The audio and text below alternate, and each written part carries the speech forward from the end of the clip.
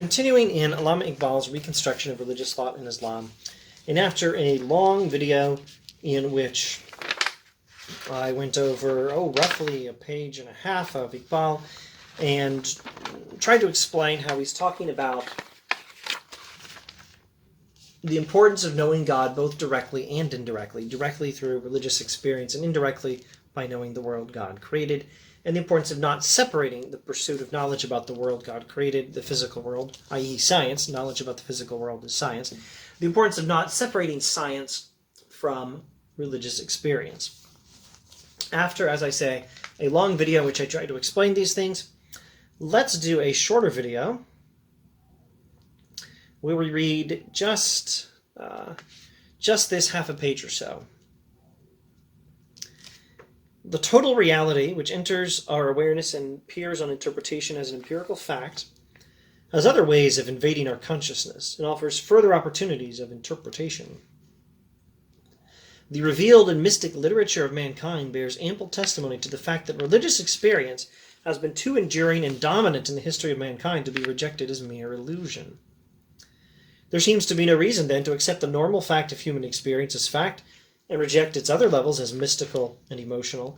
And now here is, if I had to pick just one sentence in the reconstruction that was worth pondering and reflecting on, I think it would be this sentence. I don't know if Iqbal would have said this is the most important sentence in the book, so don't assume it is just because I think it's important. But it's a heck of a sentence regardless. The facts of religious experience are facts among other facts of human experience, and in the capacity of yielding knowledge by interpretation, one fact is as good as another. Here Iqbal is arguing for what we call epistemic parity, P-A-R-I-T-Y. He's arguing that we have to treat things that are similar as similar, and of course treat things that are different as different. And he's not suggesting that religious experience and sensory experience are exactly the same, but he is pointing out that religious experience is a form of human experience, and the facts of one kind of experience are facts among other facts of human experience. And both can yield knowledge by interpretation. Knowledge comes empirically by reflecting on and interpreting experience. This is how we get science. Why can't we do the same thing in religion? So he also says, rewinding to the first sentence from this passage, the total reality which enters our awareness and appears in interpretation as an empirical fact has other ways of invading our consciousness and offers further opportunities of interpretation. Okay,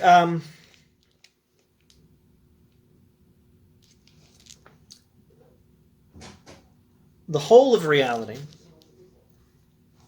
is something that we experience in different ways.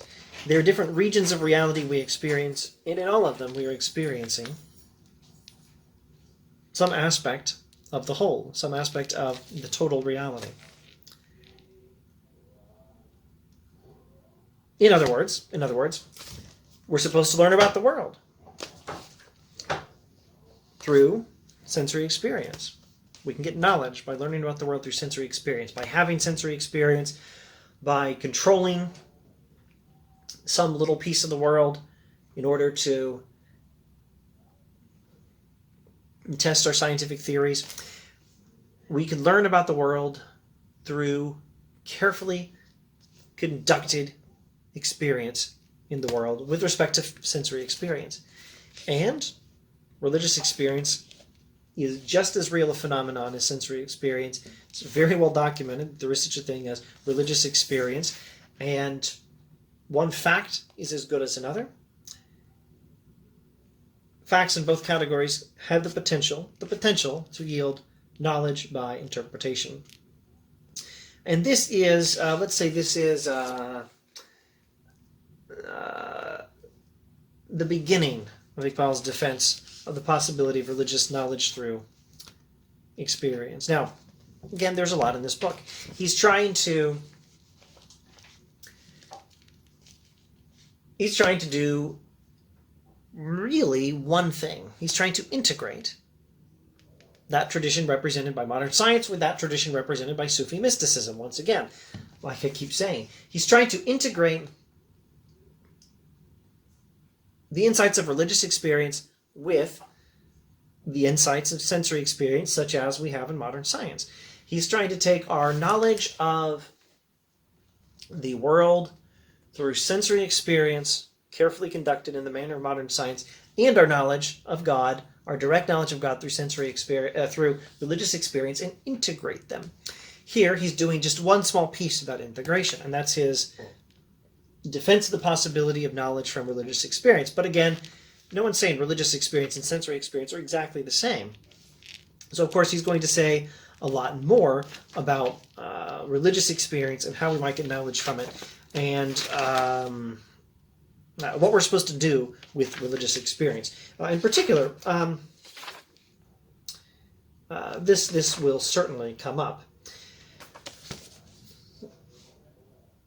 In particular, how do you test your interpretation? So knowledge comes by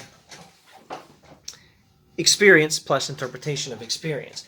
And in science, rather from science, we've learned to test our interpretations of sensory experience.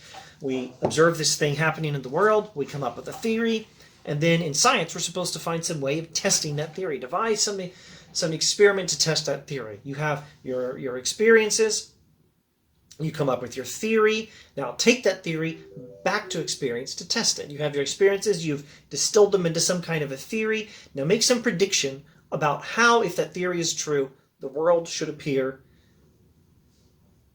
if you do this particular thing in the world. You get your theory out of experience. Now take that theory back to experience and test it. How do you do that for religion? For theological points drawn from religious experience, how do you take them back to the world and test them? Test your religious experiences, test the theories derived from your religious experiences against reality in future experience and see if you can make sure that those theories still hold. How do you do that? How do you test religious experiences, distillations into theological points? That's an important question. Iqbal will not neglect it.